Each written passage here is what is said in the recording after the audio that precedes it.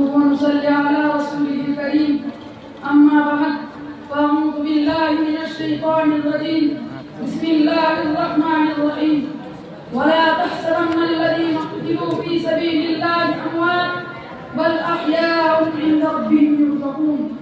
اور تو نہ سمجھ ان لوگوں کو جو مارے گئے اللہ کی راہ میں مردے بلکہ وہ زندہ ہے اپنے رب کے پاس کھا کے پیتے. میرے قابل صدر احترام واجب الاحترام پیارے اساتذہ کرام، آج 10 محرم کی شب ہے، 9 محرم کا دن ہے، اس لیے میں کوشش کروں گا کہ نواسہ رسول جگر گوشہ بطول حضرت سیدنا امام حسین رضی اللہ تعالیٰ عنہ کے فضائل و مناقب اور آپ کے کارنامے اور شہادت آپ کے سامنے پیش کروں. وہ انسانیت کہاں گئی، انصاف کہاں گیا؟ High courts, supreme courts, lower courts, civil courts, دنیا میں جتنی بھی عدالتیں ہیں، کس عدالت میں مظلوم کی گواہی کو سب سے زیادہ اہمیت دی جاتی ہے؟ حکومت معطل ہو جائے تو عدالتیں بولتی گئے، کورٹ بولتی گئے، اسمبلی برطرف ہو جائے تو عدالتیں بولتی گئے، جناب عالی تیری کرسی چلی جائے تو جج بولتے گئے، کورٹ بولتے گئے.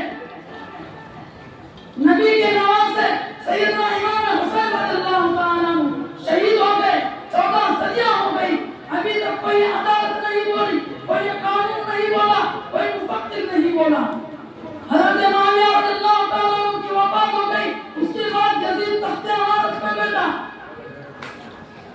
اس کے بعد یزید تخت امارت پہ بیٹھا. جب گورنر مدینہ میں یزید کا پیغام نواسہ رسول تک پہنچایا گیا تو نواسہ رسول نے راتوں رات مدینہ چھوڑ دیا، اور راتوں رات مدینہ چھوڑ دیا اور بیعت کرنے سے انکار کر دیا.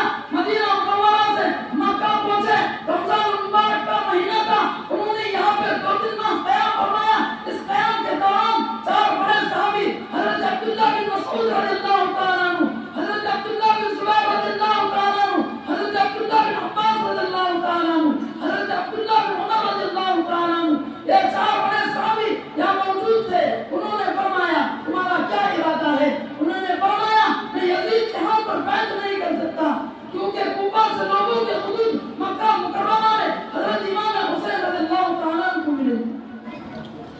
تقریباً 12,000 لوگ کوفہ سے مکہ مکرمہ پہنچے. گولیاں بن گئی حدود کی، بلانے والے کوفی تھے، حدود میں لکھا پھل بن گئے، سرسبز علاقے کوفہ کی بستیاں آباد ہو گئی.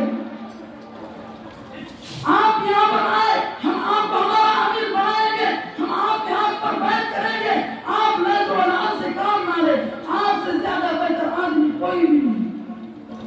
حضرت عبداللہ بن عمر رضی اللہ تعالیٰ عنہ نے فرمایا اے نبی کے نواسے، اے پیغمبر کے لشکر جگر، تم ان کے پر اعتبار نہ کرنا، کیونکہ کوفہ کے یہی وہ شہر ہے جس میں تمہارے والد حضرت علی بن مطلع رضی اللہ تعالیٰ عنہ کو کوفیوں نے جامع مسجد میں شہید کر دیا تھا.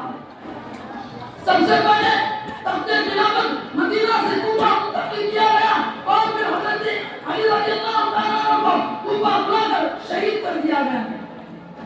اس کے بعد تمہارے بھائی حضرت حسن رضی اللہ تعالیٰ عنہ کو کوفہ بلا کر نماز کی حالت میں ان کے اوپر حملہ کر دیا گیا، ان کی رانوں میں خنجر ابھر دیے گئے، ان کے نیچے سے مسلح کھینچ لیا گیا. حضرت امام حسن رضی اللہ تعالیٰ عنہ اسی زخموں کی حالت مدینہ پہنچے اور اسی زخموں سے وہ شہید ہو گئے.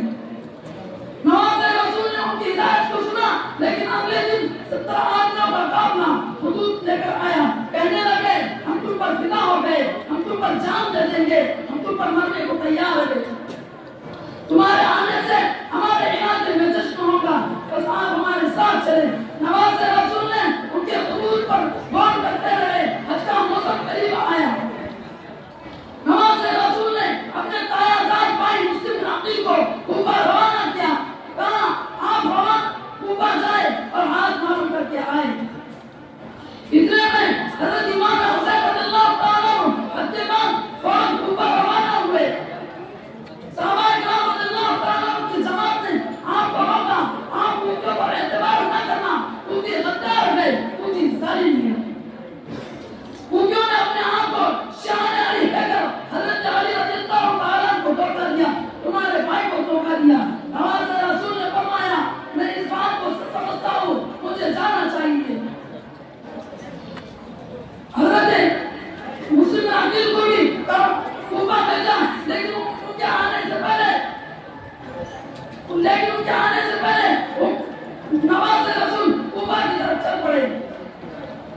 سوا پرمختک